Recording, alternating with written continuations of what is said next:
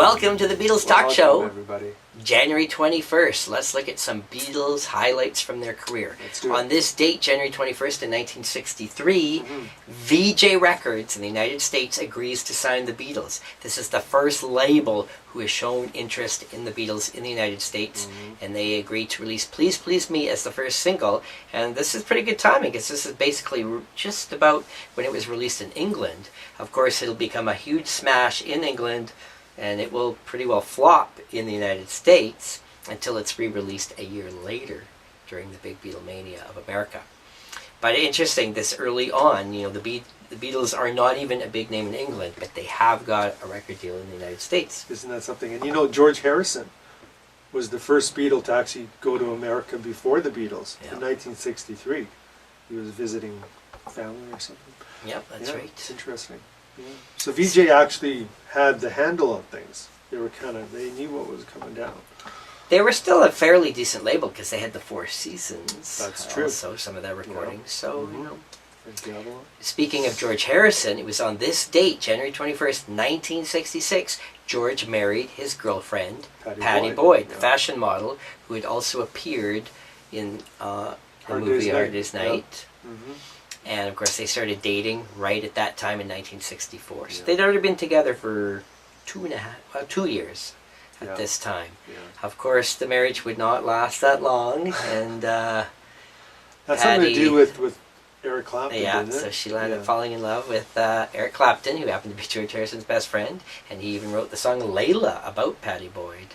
But it's interesting that George Harrison and Eric Clapton remained good friends even afterwards. Yeah. It didn't matter. So, it worked out in this setting, but many times it doesn't, right? She was a pretty girl. I think, very pretty. Wow. Fashion model. Yeah. And also at the wedding, Paul was there, and Brian Epstein. So they were the two best men who were in the presence at the registrar's office. So what happened to John and Ringo? I don't know. Maybe they're on holiday or something at that time. I'm not sure what the deal is. Who knows? Yeah. Or maybe because it was in the office, they only allowed so many people in. I'm not sure. That's pretty interesting. On this date in 1971, Rolling Stone magazine published the starting part of an interview they had done with John the year before, called Working Class Hero. And this was even a cover feature for Rolling Stone magazine. So if you're a Rolling Stone magazine collector, this will be a good one to get. That was the very first issue of Rolling Stone, was with John Lennon. That's right. He had been on the cover back in 1967 on the very first issue. That, of course, is the most collectible issue. Before, of course, Rolling Stone magazine became a huge cult hit around the world. A bit controversial on this date, January 21st, 1977. What happened there? The Beatles recordings from the Starr Club in Hamburg, Germany, were announced that they were going to be released. That's right. And of course, I'm really glad they got released, just because I'm so glad to got to hear them.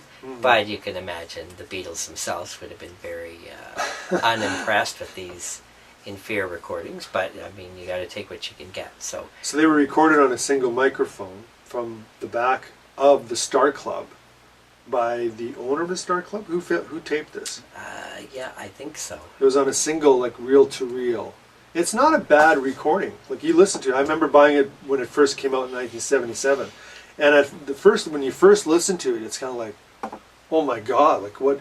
Because you're expecting this big Beatle concert, but instead it's just a little club, where they were quite successful at. But you hear a few sailors clapping, and there's really no. But the cool thing is, the 3/4 of the album, if not more, are old covers you'll never hear the Beatles do.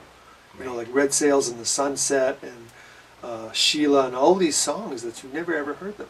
And another interesting thing is, it wasn't long after, we're talking maybe a few months, that the Hollywood Bowl was released from 1964-65 on Capitol Records. So I think they wanted to kind of say, look, this is the Beatles live, but it's before they're famous. Now here's the real Beatles with the Hollywood Bowl. Right? I think that's what happened. Because I bought both albums in '77. I love them both. Yeah. They're great.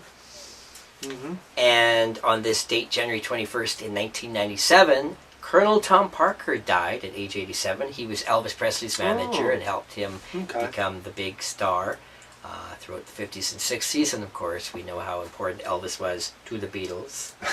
You know, I got to interrupt you again. You know, he Colonel, does that. You know, Colonel Tom Parker, I mean, obviously he helped make Elvis who he was. If it wasn't for him, there might not be Elvis as we know Elvis. But at the same time, again, I wasn't there, but all the stories I've heard is that he was an illegal immigrant, and that is why he never booked Elvis out of the United States except for Hawaii, which is a part of the U.S. You know, because I think Elvis wanted to go tour Japan, he wanted to go, but that's one of the reasons. And it's unfortunate, you know, I mean, I love Colonel Tom. I mean, he helped make Elvis who he was, but at the same time, you know, there's a little bit of controversy there. So, but it's sad that he passed away anyway. Yep. All right, there you go. January 21st. Thanks for watching, everybody. We'll see you tomorrow. We'll see you tomorrow. Take care. So my dear friends, come back when you can.